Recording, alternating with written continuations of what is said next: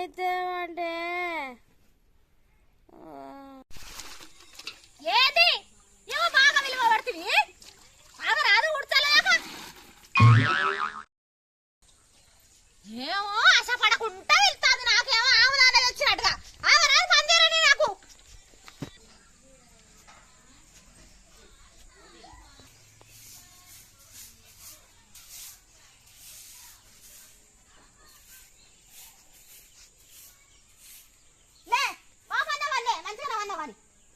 ఏదో మామగారు పోరి 4 వద్దులు వేసుకుంటది మంచం అని పెడితే మా రాజుగా మంచం వేసుకొని మంచాలు అంటున్నావు ఇకలే